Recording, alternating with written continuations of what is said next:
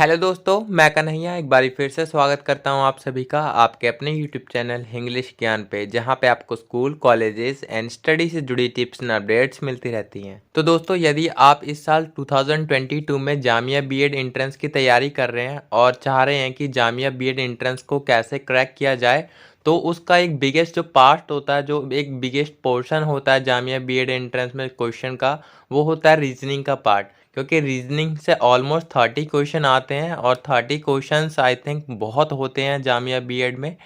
तो अगर आप जामिया बीएड में रीजनिंग का पोर्शन आपका परफेक्ट करके जाते हैं, तो आई थिंक जो 30 मार्क्स हैं वो आपके कहीं ना कहीं पक्के हो जाते हैं। क्योंकि रीजनिंग एक ऐसा टॉपिक है जहां से आपके नंबर कटने के बहुत ही मुश्किल चांस होते हैं, बट कंडीशन यही रहती है कि आपका जो कॉन्सेप्ट है, जो टॉपिक है, उस पर अच्छे से क्लियर रहे। तो रीजनिंग के कुछ इंपॉर्टेंट टॉपिक्स ही होते हैं जहाँ से क्वेश्चन हमेशा जामिया बीएड में रिपीट होते हैं। तो अगर आप इन टॉपिक्स को निपट लेते हैं, इनके कॉन्सेप्ट अच्छे से क्लियर कर लेते हैं, तो आई थिंक जो आपके सारे क्वेश्चन होंगे जामिया बीएड में रीजनिंग से रिलेटेड, वो सारे आप कर पाएंगे। तो इस वीडियो में आज हम यही देखेंगे कि जो जामिया बीएड में रीजनिंग के टॉपिक होते हैं इंपॉर्टेंट, यानी कि जो क्वेश्चन आते हैं रीजनिंग के, वो किन टॉपिक से आते हैं। ठीक है, तो आज की वीडियो में हम कुछ 10 से 12 ऐसे टॉपिक पे डिस्कस करेंगे जो कि जामिया बीएड में हमेशा ही रिपीट होते हैं। ठीक है, तो इसलिए ये वीडियो आप सभी के लिए बहुत ज़्यादा इंपॉर्टेंट है देखना। और जिन्होंने एक अटैम्प्ट ले रखा है जामिया बीएड का, तो उन्हें तो आई थिंक मालूम ही होगा कि कहाँ से जो रीजनिंग के क्वेश्चन आते हैं। बट जिनका अभी फर्स्ट अटैम्प्ट होगा, उनके लिए वीडियो बहुत ज़्यादा इंपॉर्टेंट है। तो अगर आप चैनल पे नए हैं तो चैनल को सब्सक्राइब कर लीजिए, क्योंकि यहाँ पे आपको इसी प्रकार की वीडियो देखने को मिलती रहेगी। तो चलिए वीडियो को शुरू करते हैं। तो देखिए, जो जामिया बीएड एंट्रेंस होता है, उसमें जो रीजनिंग के क्वेश्चन होते हैं, वो क्वेश्चन लगभग इन्हीं टॉपिक से आते हैं जो अभी हम डिस्कस करेंगे। तो देखिए, जो फर्स्ट टॉपिक है वो है हमारा सिटिंग अरेंजमेंट। तो ये जो टॉपिक है, आई थिंक ये टॉपिक बहुत ज़्यादा इंपॉर्टेंट टॉपिक है सिटिंग अरेंजमेंट का। इस टॉपिक से आप डीयू बीएड हो, चाहे जामिया बीएड हो, चाहे आईपीयू का बीएड हो, हर एक बीएड एग्ज़ाम में, इवन आपका जो कॉम्पिटिटिव एग्ज़ाम्स होते हैं उसमें भी ये टॉपिक बहुत ही इंपॉर्टेंट रोल प्ले करता है। तो मेक श्योर कि अगर आप डीयू बीएड या फिर जामिया बीएड एंट्रेंस की प्रिपरेशन कर रहे हैं, तो उसमें रीजनिंग के पोर्शन में आप सीटिंग अरेंजमेंट वाला अपना क्वेश्चन जरूर कवर करके जाएं। क्योंकि देखिए, सीटिंग अरेंजमेंट एक ऐसी चीज़ है कि वहाँ से एक सीटिंग अरेंजमेंट देकर और उससे रिलेटेड 5 क्वेश्चन पूछे जा सकते हैं। तो इसलिए सीटिंग अरेंजमेंट आपका बहुत ज़्यादा इंपॉर्टेंट है जामिया बीएड एंट्रेंस में भी। ठीक है, सीटिंग अरेंजमेंट हो गया। उसके बाद दूसरा होता है आपका ब्लड रिलेशन। ये जो कुछ टॉपिक्स है ना अभी, ये तो बहुत ज़्यादा इंपॉर्टेंट है। लाइक हर एक एंट्रेंस एग्ज़ाम के लिए, हर एक कॉम्पिटिटिव एग्ज़ाम के लिए ये कुछ ऐसे टॉपिक्स होते हैं रीजनिंग के, जहाँ से एक ना एक क्वेश्चन हमेशा आता ही है। और ये जो टॉपिक्स हैं, लाइक ये बहुत ही ईजी होते हैं। इनका अगर आप कॉन्सेप्ट क्लियर कर लेते हैं आसानी से, तो मे बी आप एक भी क्वेश्चन मिस कर पाएँ या फिर एक भी क्वेश्चन गलत कर पाएँ एंट्रेंस एग्ज़ाम में जब आप देने जाएंगे। ठीक है, इसके अलावा जो थर्ड टॉपिक है आपका कोडिंग और डिकोडिंग वाला, ये तो बहुत ज़्यादा इजी होता है और आसानी से आप कर भी पाएंगे वहाँ पे। बट ये होता है कि आप वहाँ पे जब एग्ज़ाम दे रहे हो अपना एंट्रेंस एग्ज़ाम, तो वहाँ पे आपको अपना माइंड शांत रखना है। क्योंकि कोडिंग डिकोडिंग ऐसा होता है कि बच्चे कई बार फंस जाते हैं। क्यों? क्योंकि वो ज़्यादा वहाँ पे टेंशन ले रहे होते हैं, या फिर वो ज़्यादा उनके दिमाग में होच पोच हो जाती है। तो इसलिए जो कोडिंग डिकोडिंग है वो भी गलत करके आ जाते हैं। जबकि कोडिंग डिकोडिंग के क्वेश्चन इतने ईजी आते हैं कि आप आसानी से उसे टैकल कर पाएंगे। बशर्ते आपको वहाँ पे शांत रहना है और शांत दिमाग से अपना एंट्रेंस एग्ज़ाम देना है।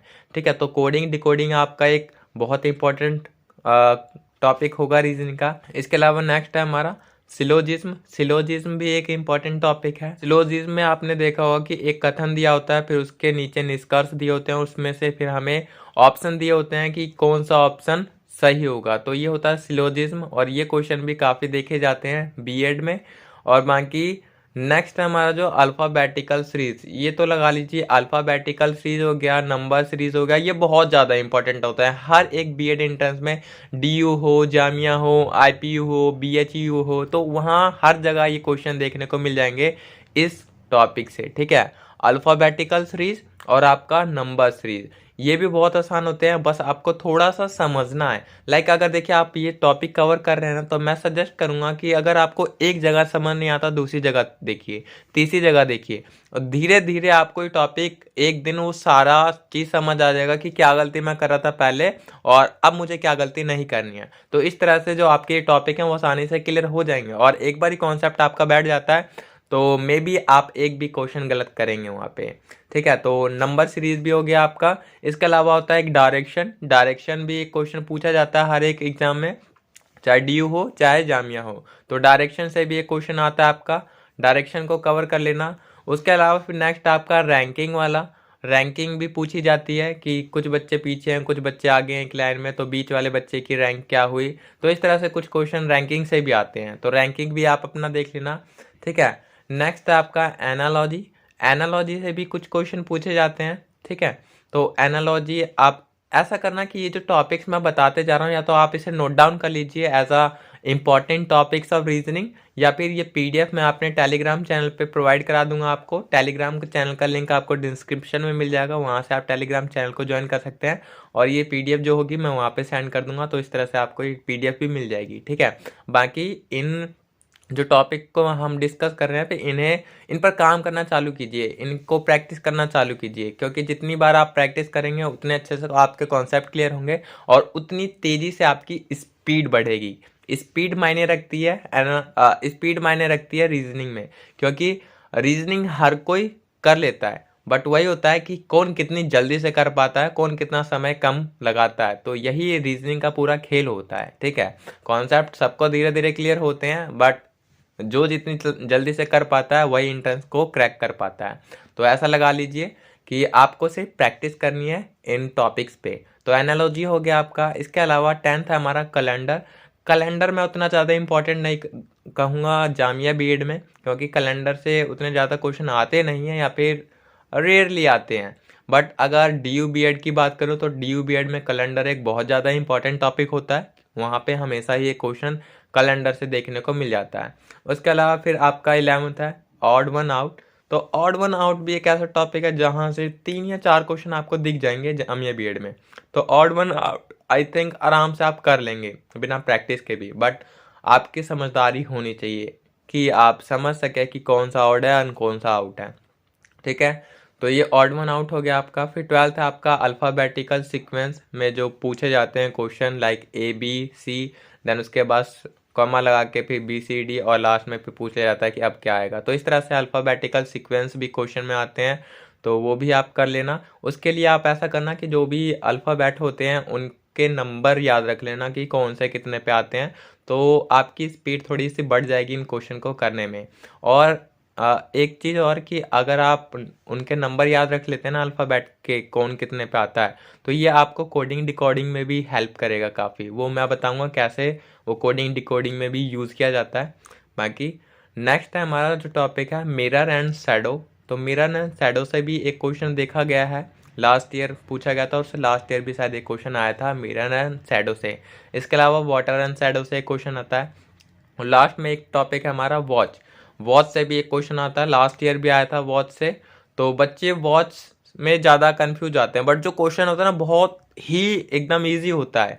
कह लीजिए बस आपको थोड़ी सी बेसिक नॉलेज होनी चाहिए वॉच से, या और water and shadow, mirror and shadow, इनसे थोड़ी सी आपको बेसिक नॉलेज होनी चाहिए कि कैसे मिरर में शैडो बनता है और कैसे वाटर में शैडो बनता है और वॉच के क्या कॉन्सेप्ट होते हैं। बाकी तो आप क्वेश्चन को आराम से कर लेंगे।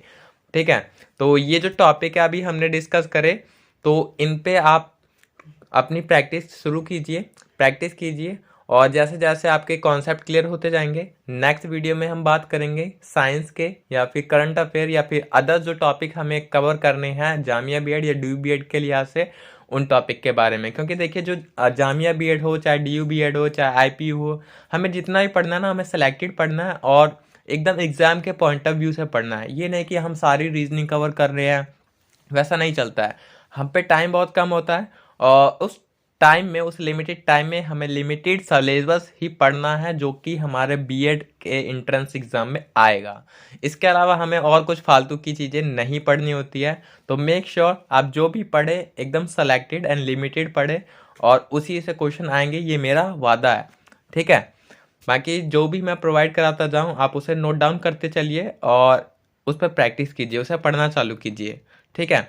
बाकी नेक्स्ट वीडियो में हम बात करेंगे साइंस के इम्पॉर्टेंट टॉपिक पे कि अगर साइंस आप पढ़ रहे हैं तो आपको कहाँ से साइंस पढ़नी है। इसके अलावा DU BEd वालों के लिए भी एक वीडियो लाई जाएगी कि आपका जो ओवरऑल सिलेबस होता है, लाइक हमने ओवरऑल सिलेबस की वीडियो तो पब्लिश कर दी है कि आपका सिलेबस क्या होता है DU BEd और जामिया BEd दोनों के लिए। बट एक जो कहते हैं ना लिमिटेड सिलेबस क्या होता है कि कहाँ कहाँ से क्वेश्चन आते हैं, वैसे दिखाया जाता है। जो प्रोस्पेक्टस होता है उसमें थोड़ा अजीब टाइप से दिखाया जाता है कि यहाँ से क्वेश्चन आते हैं, बट जो क्वेश्चन होते हैं वो थोड़े से और बाहर से आते हैं, ठीक है। तो उन पर बात करेंगे कि क्वेश्चन कहाँ कहाँ से आते हैं और क्या क्या चीज़ें आपको पढ़ने की ज़रूरत होती है एक्सेप्ट NCERT, और ये जितनी भी टॉपिक्स होते हैं, रीजनिंग हो गया, मैथ्स हो गया और अदर जो होते हैं, ठीक है। So thank you so much for watching this video. मिलते हैं नेक्स्ट वीडियो में, तब तक के लिए चैनल को सब्सक्राइब करके जुड़े रहिए। Thank you so much once again. जय हिंद, जय भारत।